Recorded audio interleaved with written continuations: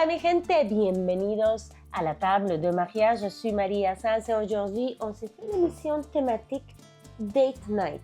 Donc, c'est une soirée romantique, en amoureux, à la maison. Et c'est pas parce qu'on mange du poulet et des patates qu'on peut pas faire cela fancy. Donc là, je me suis habillée en Date Night. Donc, on va se faire un cocktail fancy aussi. On va se faire une rum sour, donc c'est comme une pisco sour, whisky sour, amaretto sour, mais avec du rhum espagnol, que c'est très rare de trouver des rhums espagnols.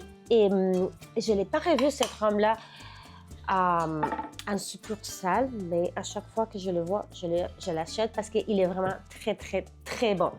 Ça rappelle un peu un whisky, un scotch, très fancy. Donc, pour le whisky sour, nous avons besoin juste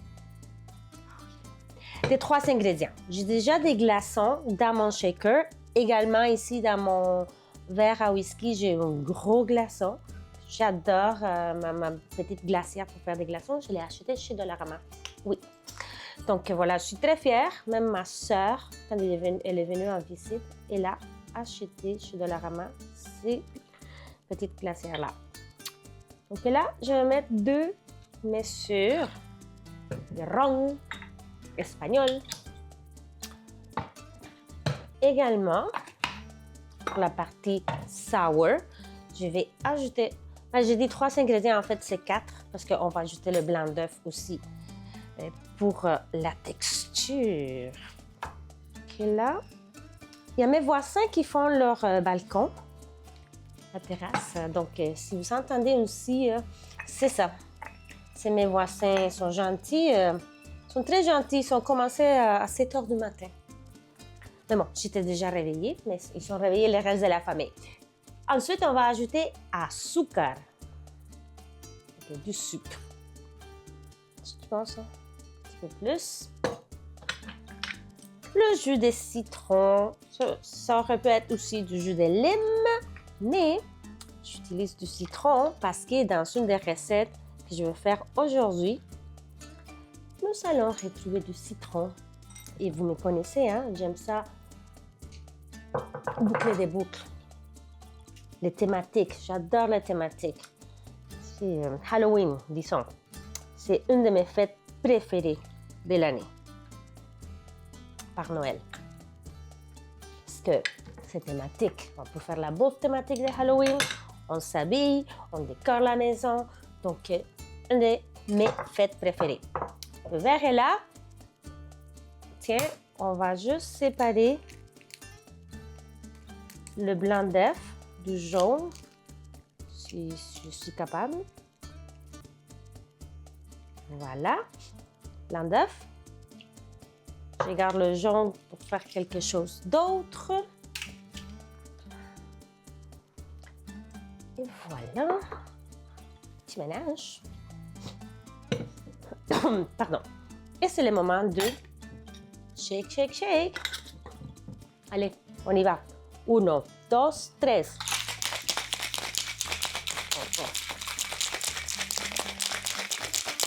Vigoureusement pour faire réagir le blanc d'œuf.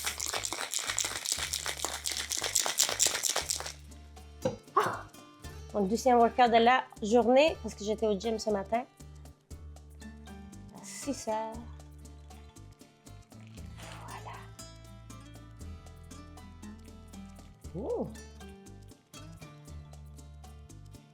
Faut pas gaspiller, hein? Voilà. C'est parfait. Rum sour. Salut!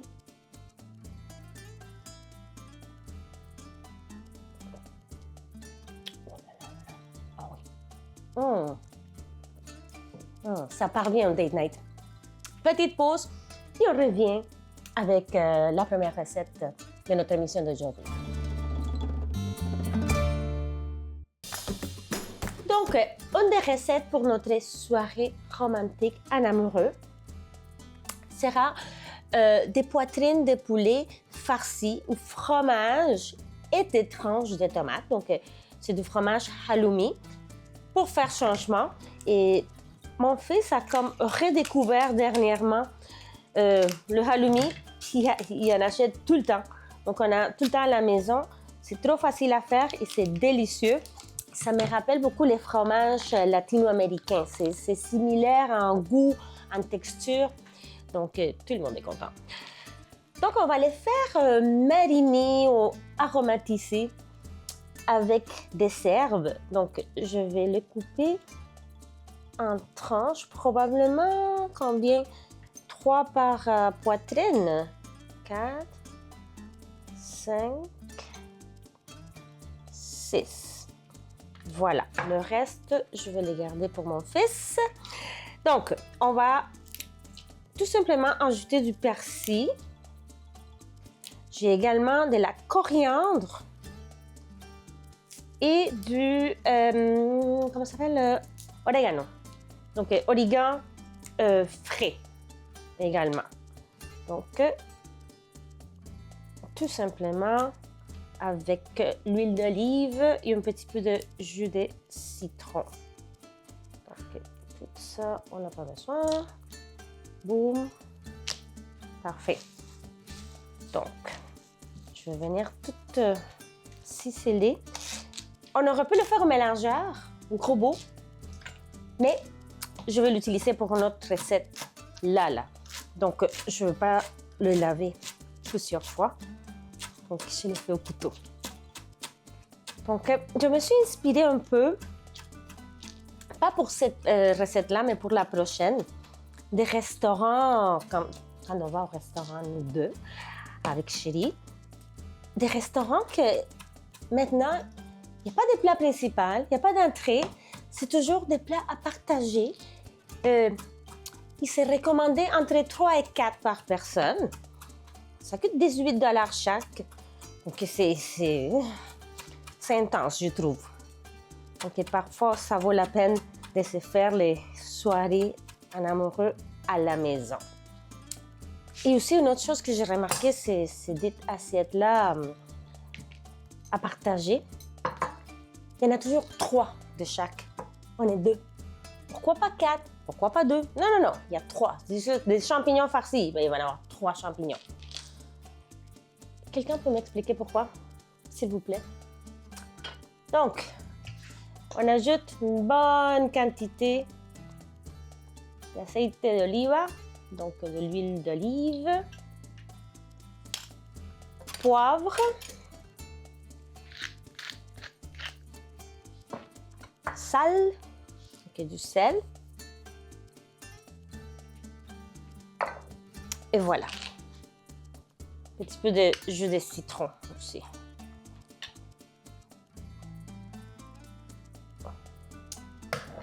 Voilà. Donc, on va venir aromatiser notre fromage. Ensuite, je prends la tomate et je vais faire des fines tranches. Aussi qu'on va mettre avec le fromage dans les poitrines des poulets. Voilà les poitrines. On va venir les ouvrir.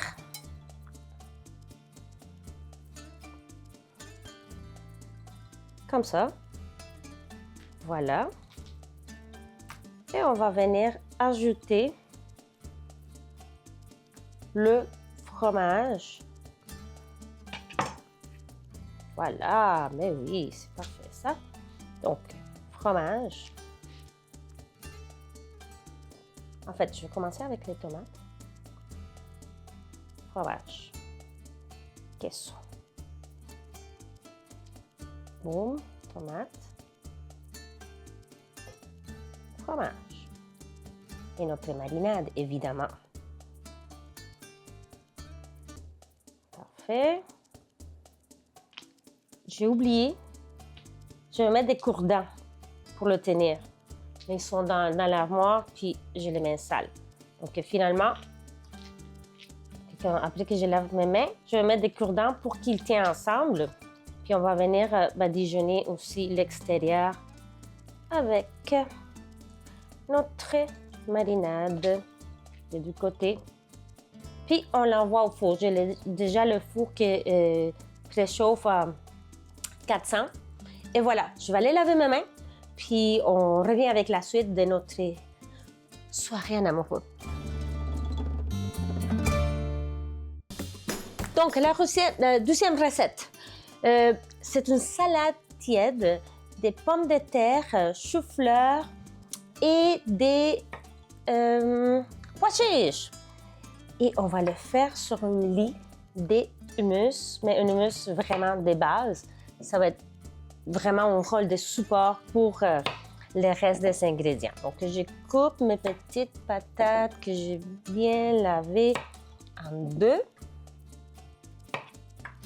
avec la peau et tout, parce que c'est trop joli. C'est vraiment joli. Puis, ce qu'on fait, on mange de la même assiette, les deux. Quand on se fait, je vous raconte, peut-être que ça ne vous intéresse pas, mais si vous regardez mon émission, j'imagine que ça vous intéresse quand je vous raconte plein d'histoires. Donc, comment ça marche, les date night? On commence la journée, donc on s'en va au marché Jean Talon, on fait les emplettes, on choisit qu'est-ce qu'on va manger. Et parfois, c'est moi qui fais un plat, puis je fais l'autre. Ensuite, je commence à cuisiner.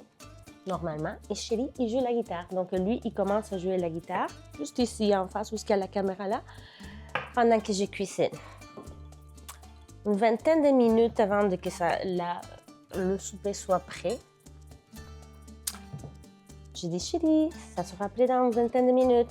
Donc, lui, il passe au salon pour choisir un film sur Netflix. Ça se peut que ça prenne plus que 20 minutes. Souvent, je fais confiance et la plupart du temps, c'est bien. Donc, voilà. J'amène les assiettes, je mets une belle table, une belle table de salon quand même. Et si, pour certaines personnes, c'est pathétique manger devant la télé. C'est parce qu'on ne regarde jamais la télé. On n'est jamais seul. On est combien ici? À peu près, normalement, 7, sans compter les amis des enfants. Donc, on est tout le temps en gang ici. Donc, c'est rare qu'on se retrouve tout seul. Donc, on profite pour regarder des films sur Netflix. Ah! Voilà. Donc, je coupe mon chou-fleur comme en plus petits morceaux, que ça soit joli sur l'assiette. Ensuite, je vais mettre de côté. J'ai ouvert une boîte de conserve des pois chiches que j'ai égouttées et que, très important, il faut bien les sécher pour qu'ils deviennent croustillantes. Donc, on enlève le plus possible d'eau. Je pense pas que je vais tout utiliser. Je vais garder peut-être l'autre partie pour faire le mousse. Puis voilà, ça c'est la façon paresseuse, rapide, parce que j'aurais pu les faire cuire moi-même, les tremper, nanana. Mais non. Donc, je pense que comme ça, c'est assez. On va mettre de côté. L'huile d'olive. Bonne quantité d'huile d'olive. Du sel. Poivre. Et ça, je l'envoie au four aussi, hein, à côté du poulet, que je vais tourner aussi à mi-cuisson. On fait à peu près une quinzaine de minutes, puis après on le tourne. Ça, c'est de l'ail granulé. Vous avez remarqué, hein, je n'ai pas mis de l'ail dans le poulet parce que je vais mettre de l'ail cru dans le hummus, puis ici, de l'ail granulé. Donc, à un moment donné, on se calme avec l'ail. Des graines de sésame. Du cumin. Et aussi sumac. Donc, pour la saveur et pour la couleur. Regardez comme c'est beau. Et pour aider un peu à que cela soit croustillant, on va ajouter de la fécule de maïs. Donc, on va tout bien mélanger. Vraiment que toutes les épices puissent vraiment se rencontrer avec les patates, le chou-fleur et les pois chiches. Que je nettoie mes mains parce que... Désolée, c'était là tout le long. Parce qu'on va sortir une plaque que j'ai au four déjà avec l'huile d'olive. Que j'ai chauffe. Non, elle est méga chaude. Et ça là, vous allez voir, ça va faire en sorte que les légumes, vous entendez? C'est ça que je voulais. Et aussi très important de faire juste une couche. Juste une couche. Comme ça. Que ça puisse cuire, que ça soit en contact avec la plaque. Tu vois? Tout est en contact. Oh, ça sent trop bon déjà. Excellent. Donc, de retour au four.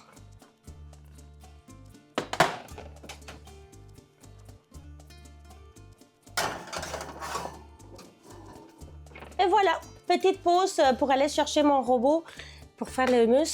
Donc, on se voit dans quelques minutes ici à la table de Maria. J'ai chaud. Donc, on va se faire notre hummus super facile. Et moi, je l'ai dit en espagnol parce que c'est comme ça que j'ai appris. Voilà. J'ajoute 2 petites gousses d'ail aux pois chiches. Même si c'est en conserve, les pois chiches, je vous dis là, ça fait une énorme différence fait maison ou acheté. Honnêtement, il y en a la marque là avec le couvercle orange.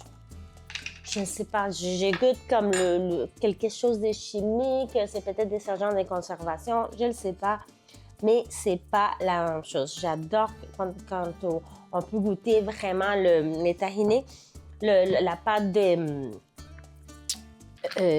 sésame, j'adore. Et d'ailleurs, j'en ai tout le temps dans le frigo parce que je l'utilise aussi pour faire des vinaigrettes, des sauces. C'est délicieux sur des salades, des sandwichs. Donc, ici, là, je vais vraiment à l'œil. Et comme ma mère le fait, parce que ma mère en fait tout le temps du hummus, elle commence, elle ajoute un petit peu de chaque chose. Elle goûte, oui, non. Est-ce que je veux plus liquide? Est-ce que je veux plus épais? Voilà. Ici, j'ai du jus de citron. Donc, c'est ça la beauté aussi de le faire à la maison. Tu peux ajuster comme tu veux. Tu peux l'aromatiser avec, je sais pas, du cumin, tout ce que tu veux. Tout ce que tu veux. Mais là, je vais le faire vraiment classique. Je vais commencer comme ça. Et après, on verra si on a besoin d'ajouter.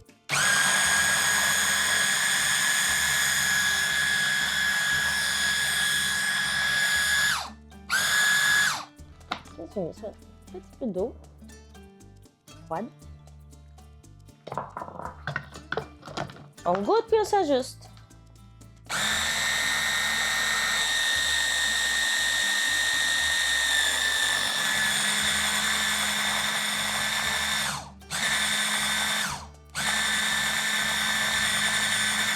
La même chose pour la texture. Tu veux plus lisse, tu veux plus,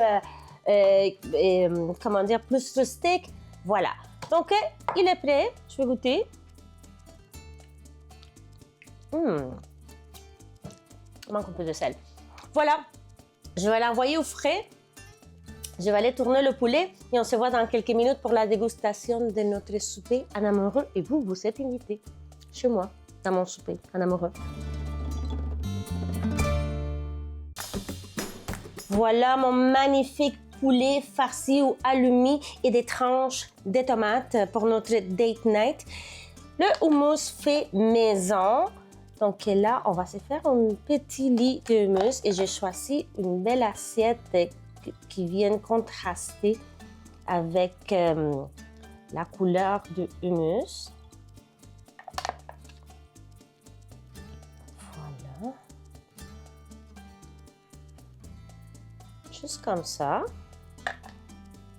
Ensuite, on va ajouter notre salade tiède. Je ne sais pas si vous entendez, mais c'est croustillant. J'ai goûté et oh là là là là là là. Avec la fécule de maïs et les graines de sésame, ça fait en sorte que c'est très croquant. Et avec les épices, les pois chiches sont délicieuses. Donc, ce que j'aime de cette façon de servir, c'est qu'on va les piger un petit peu de chaque ingrédient. Et voilà, c'est très romantique. J'ai goûté et il manque un petit peu de sel. On va ajouter également du persil, juste pour donner un peu de couleur et aussi un peu de contraste, c'est la fraîcheur. Voilà, du persil. Puis on va ajouter un peu d'huile d'olive, un filet d'huile d'olive, juste comme ça.